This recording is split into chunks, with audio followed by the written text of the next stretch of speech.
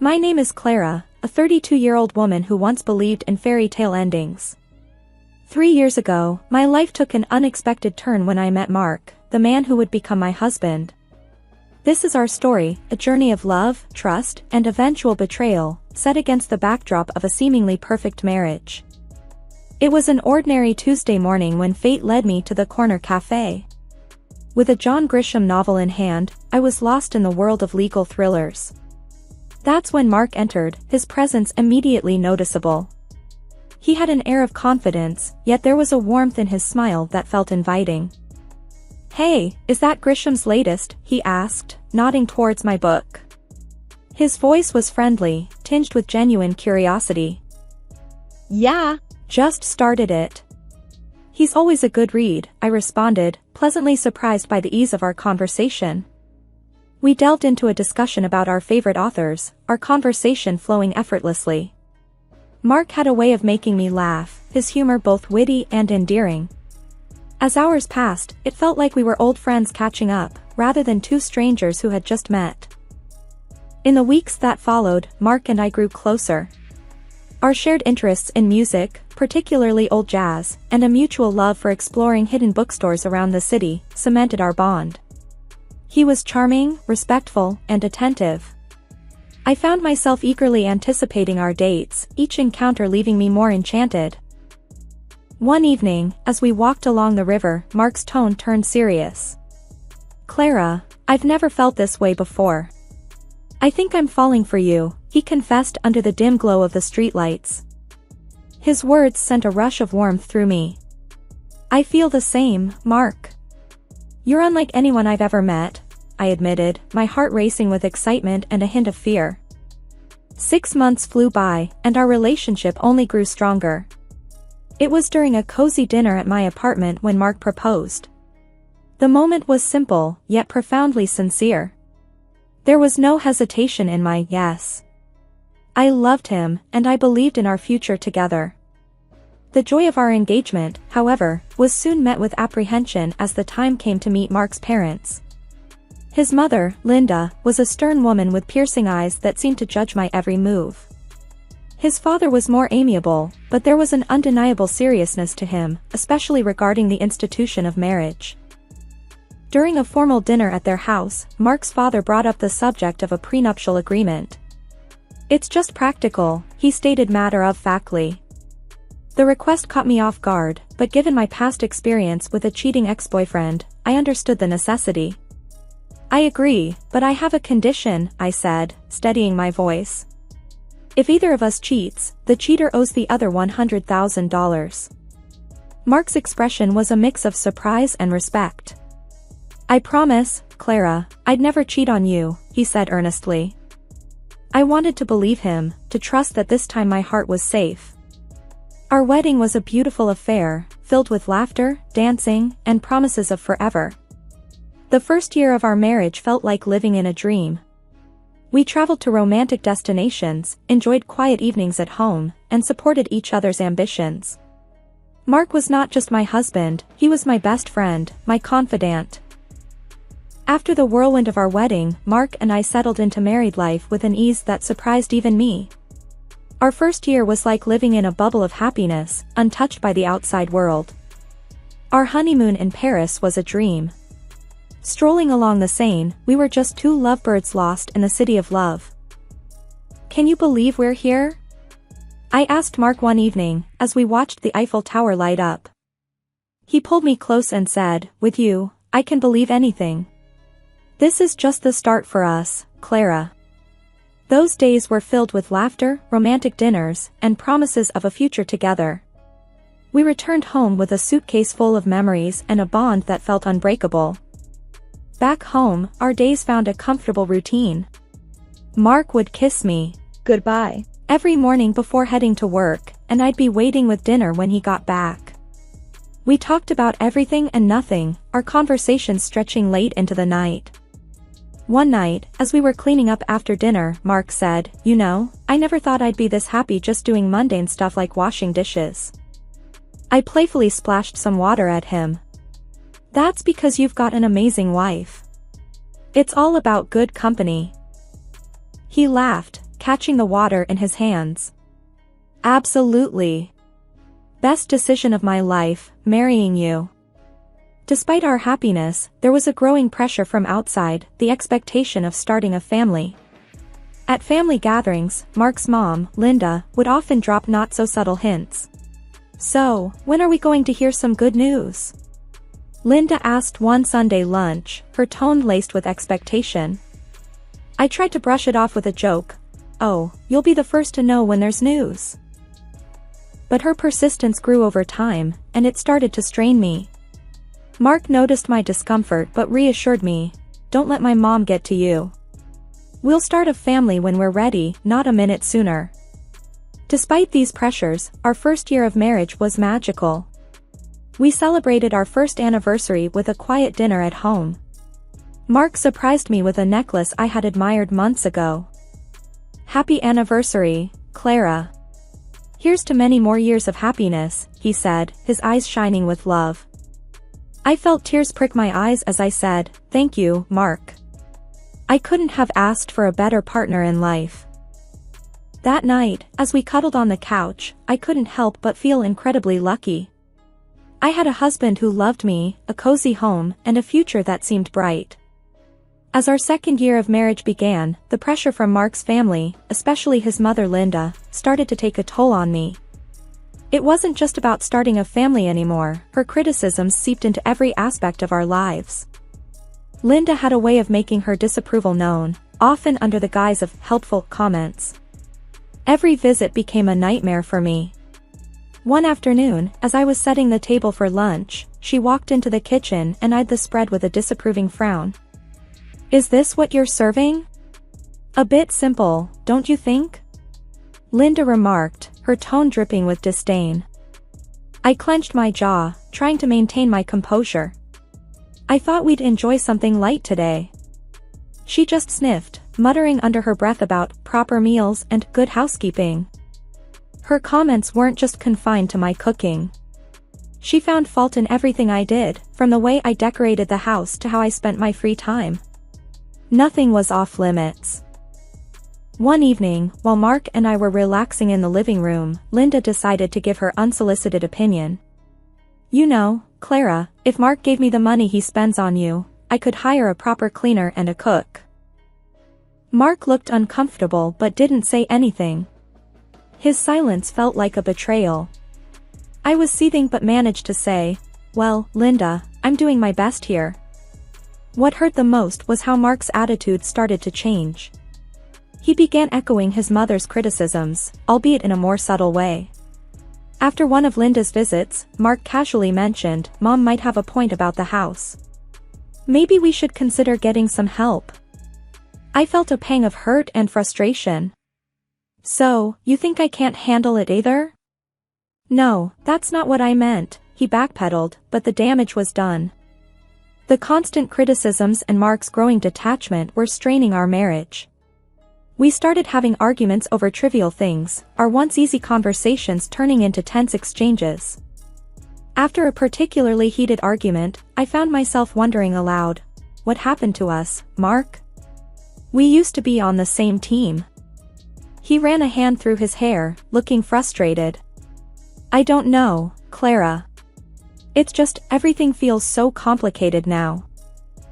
I went to bed that night feeling lonely and misunderstood. Linda's insidious comments had not only invaded my home but were also creeping into my marriage, leaving me to wonder if the love Mark and I shared was strong enough to withstand this constant barrage of negativity. As the third year of our marriage rolled in, a sense of unease began to settle in my heart. The once bright flame of our love seemed to flicker under the shadow of doubt and mistrust. It started with a phone call, or rather, several of them. A name kept popping up on Mark's phone, Jake. I couldn't help but notice how Mark's demeanor changed whenever that name flashed on the screen. One evening, while we were watching TV, his phone rang again. "Jake," the screen flashed. Mark quickly silenced it and put the phone away, but not before I saw the nervous glance he threw my way. "Who's Jake?" I asked, trying to sound casual, but my heart was pounding. "Oh, just a new guy at work. No one important. Mark replied, but his voice was too nonchalant, his answer too rehearsed. Mark's behavior began to change. He started coming home late from work, his excuses flimsy and inconsistent. His wardrobe underwent a transformation too, from casual to sharply tailored suits. Working late again? I questioned one night as he prepared to leave, noticing his dressed-up appearance. Yeah, A big project, he said without meeting my eyes. Don't wait up. One day, my frustration boiled over. As Mark was about to leave for another late night at work, I confronted him. This isn't like you, Mark. What's really going on? I demanded, my voice trembling with a mixture of anger and fear. Mark sighed, his expression a mix of guilt and annoyance. I told you, it's just work. Why can't you trust me? Because you're hiding something. You're never here, and when you are, it's like you're a million miles away, I shot back, my eyes stinging with tears. Mark didn't respond. He just grabbed his coat and left, leaving me standing there, feeling more alone than ever. That night, lying in our empty bed, I made a decision. I couldn't live in this limbo of doubt and suspicion. I needed to know the truth, whatever it was. The next morning, I called a private detective. It felt like a betrayal, but the constant worry and uncertainty were eating me alive. I needed answers, and I was determined to get them, no matter what they revealed about the man I thought I knew. The days after contacting the private detective were a haze of anxiety and anticipation. I felt like I was walking on a tightrope, trying to maintain a semblance of normalcy while my world was quietly crumbling around me. Then the call came, and with it, the shattering of my last hopes. Mrs. Johnson, we have conclusive evidence. I'm afraid your suspicions were correct. The detective's voice was solemn, heavy with the weight of the news he was delivering. He explained that Mark had been having an affair. The mysterious Jake on his phone was actually a woman. My heart sank as he detailed their meetings, providing timestamps and photos. It was irrefutable. I sat there, phone in hand, feeling a mix of devastation and vindication. My worst fears weren't just fears anymore, they were cold, hard facts. Despite the pain, I decided not to confront Mark immediately. I needed more than just the evidence of his infidelity, I needed to understand the full extent of his deceit. One evening, as I was passing by his home office, I overheard a conversation that chilled me to the bone. Mark was talking to his mother, Linda. Mom, I'm planning to end it with Clara after your birthday. Mark's voice was cold, devoid of any affection he once had for me. Oh, that's wise, dear. Make sure she gets me a nice 65th birthday present before you drop the bomb, Linda replied, her voice laced with a callousness that took my breath away. I leaned against the wall, feeling nauseous. Not only was my husband unfaithful, but he and his mother were plotting against me, waiting to use me for one last expensive gift before discarding me. Fueled by a mixture of anger and resolve, I decided to play along. I continued as if nothing was wrong while secretly gathering more evidence of Mark's infidelity. The detective provided me with everything, photos, videos, and even audio recordings. I was building my case, preparing for the moment I would strike back. As I lay in bed each night, next to the man who had betrayed me, a plan began to form in my mind. I would wait until after Linda's birthday. I would give them the illusion of victory, let them think they had outsmarted me. But when they least expected it, I would reveal everything and turn the tables. As Linda's 65th birthday approached, I put on a mask of ignorance, acting as though everything was normal. Inside, I was a cauldron of emotions, anger, betrayal, and a fierce determination to see my plan through. A few days before the birthday, Linda casually mentioned her upcoming celebration during a family dinner. So, Clara, I'm expecting a grand 65th birthday. You must have planned something special for me, she said with a sly smile, clearly anticipating a lavish gift. Keeping my emotions in check, I replied with feigned enthusiasm, of course, Linda. I've arranged a dinner at the city's most luxurious restaurant. It'll be a night to remember. Her eyes lit up with glee, not realizing the trap I was setting. Oh, how wonderful. I can't wait. Just a small family gathering, right? Yes, very intimate and exclusive, just for close family, I confirmed, my words laced with hidden irony.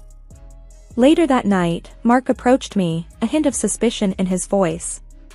That's quite a generous plan for Mom's birthday. Are you sure about this? I looked at him, maintaining my composure. Absolutely. It's a significant birthday, and I want to do something special for her. Mark seemed appeased, but I could tell he was puzzled by my willingness to indulge his mother. As the day of the dinner drew near, I took care of the final arrangements. I confirmed the booking in Linda's name, rechecked the guest list, and made sure everything was set for the grand evening. I was playing the dutiful wife and daughter-in-law, but underneath the facade, I was ready to expose the betrayal and deceit that had been festering in our marriage. The night before the dinner, as I lay in bed, I couldn't help but feel a twisted sense of satisfaction. I was hours away from turning the tables on Mark and Linda. They thought they were using me for one last benefit before discarding me. Little did they know, I was the one controlling the game now. The evening of Linda's 65th birthday was set in a luxurious restaurant, every detail meticulously planned to reflect the grandeur of the occasion. As Linda reveled in the opulence, I played the part of the gracious daughter-in-law, masking my inner turmoil with a practiced smile. As the dinner drew to a close, the waiter presented the bill is for $4,500. I reached for my card with a steady hand, my heart pounding in my chest. After swiping the card, I glanced around the table, seeing Linda's satisfied smirk and Mark's uneasy expression. Thank you for such a wonderful evening, Clara. This is truly generous, Linda cooed, her voice dripping with insincerity. It was then that Mark leaned in, his voice laced with mockery. By the way, Clara, I want a divorce. The words hit me like a physical blow, but I refused to let them see my pain. Linda, seizing the moment, chimed in sharply, well, then, I guess you should leave. This is a family gathering, after all.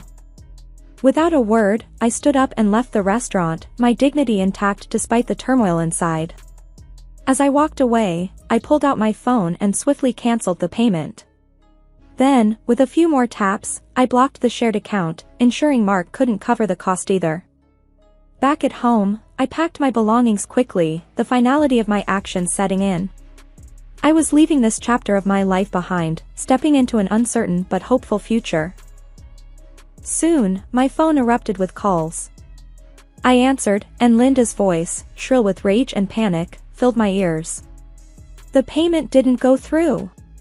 The restaurant staff called the police. What have you done? Her words were a cacophony of anger and disbelief, but I remained silent, letting her tirade wash over me. This was their doing, their betrayal and manipulation coming back to haunt them. After hanging up, I looked around the empty house, a place once filled with dreams and love now just a hollow shell. I took a deep breath, stepped out the door, and didn't look back. Their calls continued, a desperate plea for help that I no longer felt obliged to answer. I had made my move, exposed their deceit, and now it was time for me to rebuild, away from the lies and the pain that had defined my life for far too long. After leaving my marital home, I spent a restless night at a friend's place, my mind racing with what needed to be done next. The morning sun brought with it a sense of clarity and determination. It was time for the final confrontation. I arrived at the house to find Mark and Linda waiting, their faces a mix of anger and confusion. Clutching the divorce papers and the evidence of Mark's infidelity, I steeled myself for the battle ahead. Linda was the first to break the silence, her voice dripping with scorn. So, you've come crawling back? After embarrassing us like that? I met her gaze, unflinching. I'm not here to crawl. I'm here for a divorce. Mark, who announced our divorce a day ago, suddenly tried to win everything back. Clara, can't we talk about this? It was a mistake. I cut him off, holding up the evidence. Save it, Mark. Your mistake was ongoing and well documented. Linda scoffed, trying to regain control. You think you can just walk away and leave us with nothing? You're nothing without us. I laid the divorce papers on the table. Actually, it's you who will be leaving me with something. According to our prenup, Mark owes me $100,000 for his infidelity. Mark's face went pale, and Linda's eyes widened in shock. As they scrambled to respond, I felt a weight lifting off my shoulders. This was it, the end of the lies, the deceit, and the pain. You can try to fight this, but the evidence is clear. I suggest you pay up and move on, I said, my voice steady. Mark looked defeated, and Linda was speechless, her usual bravado gone. With no further words, I turned and walked out of the house, the door closing behind me with a finality that felt like freedom. The calls and pleas that followed fell on deaf ears. I had closed that chapter of my life for good. In the end, they paid. Mark had to borrow from his parents, but I didn't care where the money came from. It was a small compensation for the betrayal, but more importantly, it was closure. As I sat in the lawyer's office, signing the last of the papers, I felt a sense of peace. The journey had been painful, full of betrayal and heartache, but I had come out stronger, more resilient. I walked out into the sunlight, a free woman, ready to start anew. The future was uncertain, but it was mine to shape. After all the darkness, I finally felt like I was stepping into the light.